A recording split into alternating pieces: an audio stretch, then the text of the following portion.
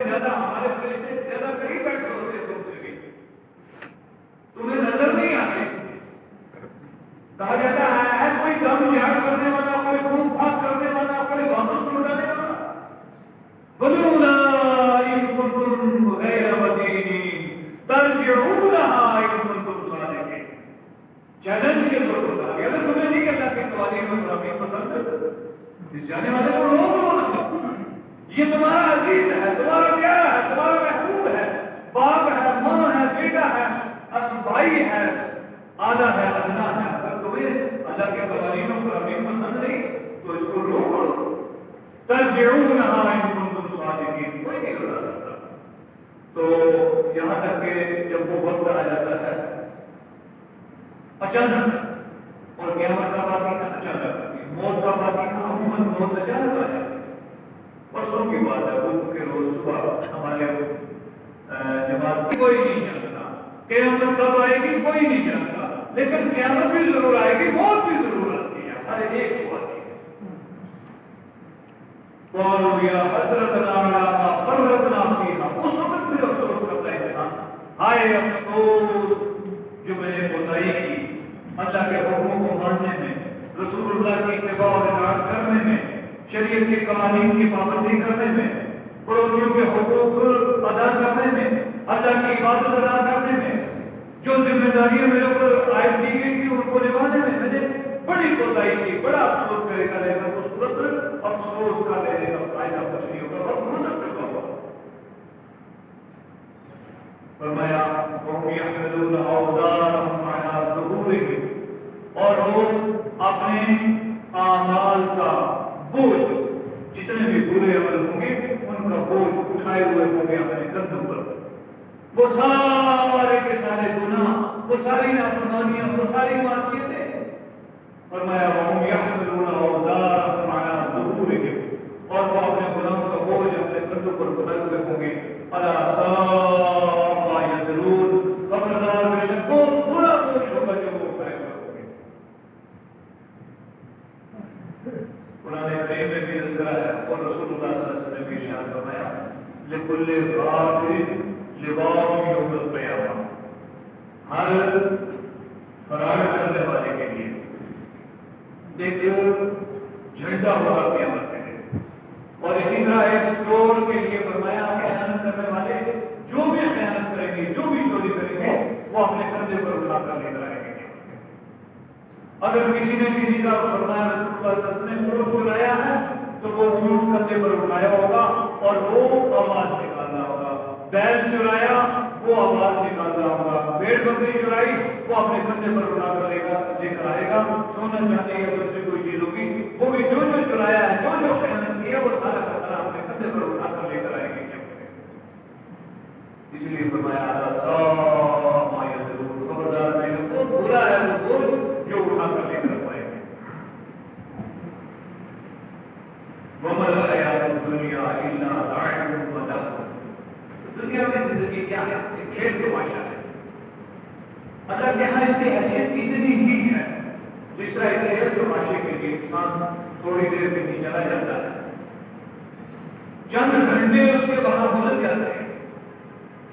اللہ کے ہاں وہ جب سے زمین آسمان بنائے ہیں اور جب ان کو ختم کرے گا پھر اس کے بعد برزخ کے معاملات، حشر کے معاملات، قیامت کے معاملات، آخرت کے معاملات، ان کے سامنے یہ دنیاوی زندگی معمولی کھیل تماشا ہے.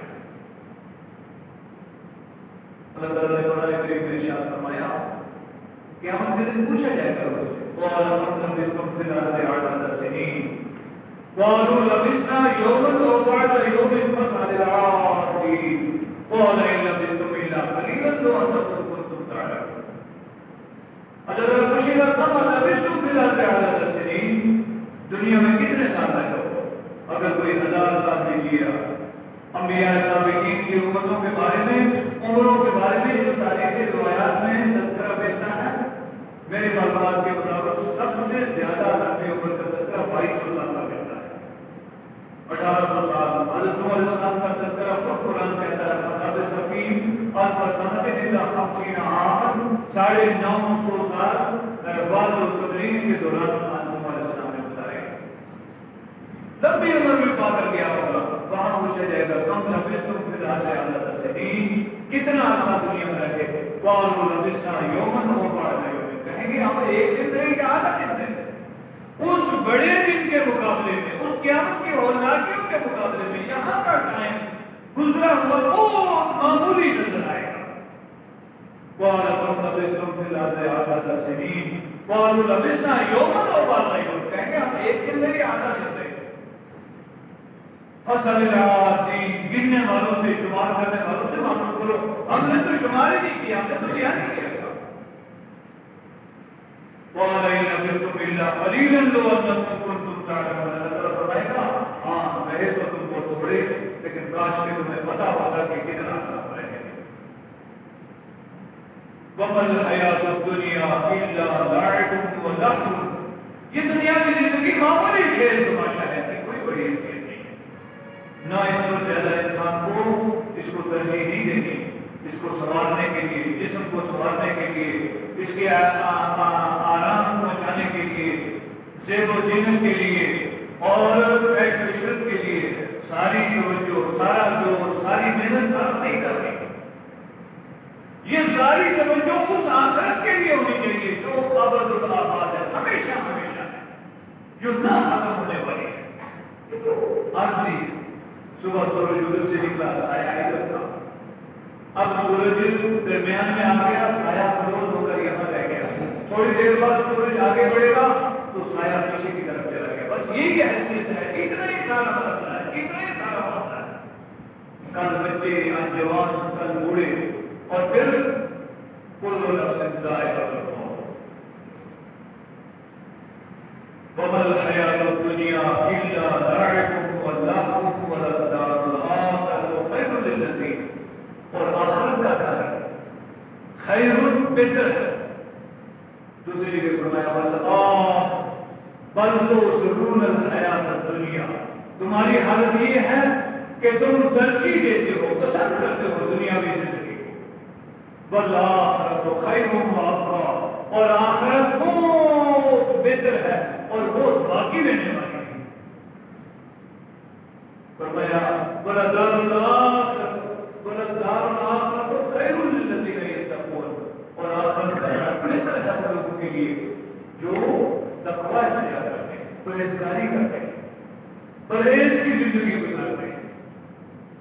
حکیم طبیب اگر بتائے کہ آپ کو شوگر ہے، بڑا تکلیف ہے، یہ چیز استعمال کرنے سے بیماری میں اضافہ ہوگا، انسان پرہیز کرنے کی کوشش کرتا ہے۔ سب سے بڑے روحانی حکیم حضرت محمد رسول اللہ صلی اللہ علیہ وسلم، آپ نے جو جو پرہیزیں بتائی ہیں ان سے ان کا احتیاط کرنا ہے، وہ چیزیں استعمال نہیں کرنی جن سے آپ نے منع کیا ہے، اور وہی کرنی ہے جن کا آپ نے حکم دیا ہے۔ یہی تقویٰ، اللہ اور اس کے رسول کے حکموں کو بجا لانا اور منہیات سے باز رہنا، یہی تقویٰ ہے۔ فرمایا آخرت کا گھر بہتر ہے ہم لوگوں کے لیے جو تقویٰ اختیار کرنے والے ہیں، پرہیز کی زندگی گزارنے والے ہیں۔ افلا تعقلون، کیا اتنی بات تمہیں سمجھ نہیں آئی؟ یہ کتنی آسان بات ہے، کتنی عام بات ہے، کتنی اہم بات ہے، یہ نہیں سمجھ آتی؟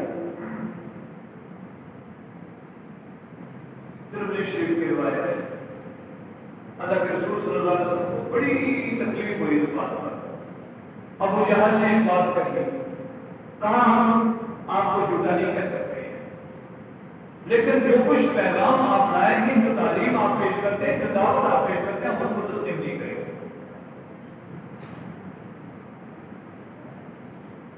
قد نعلم، اللہ تعالیٰ فرماتا ہے بے شک ہم جانتے ہیں، انه ليحزنك الذي يقولون، آپ کو غمگین کرتے ہیں وہ لوگ جو یہ کہتے ہیں، فإنهم لا يكذبونك، وہ آپ کو نہیں جھٹلا سکتے، ولكن الظالمين بآيات الله يجحدون، لیکن ظالم اللہ کی آیتوں کا جان بوجھ کر انکار کرتے ہیں۔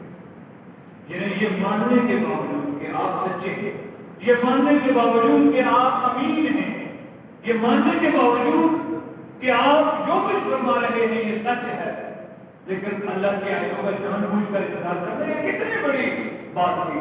آپ سے کوئی چیز سے بڑی تکلیف ہوئی اور اس تکلیف کا اظہار آپ نے زبان سے نہیں کیا، رب کائنات نے خود اس کا اظہار کیا جو عالم الغیب و شہادت ہے.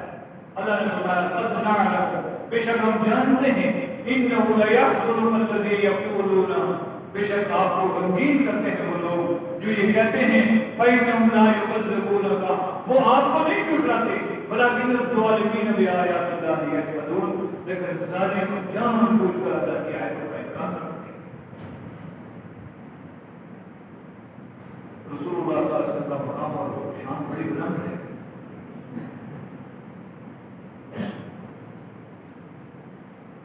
اس دور میں اور ہر دور میں اور آج بھی ابھی پچھلے چند دنوں میں رسول اللہ صلی اللہ علیہ وسلم کی شان میں گستاخی کی گئی.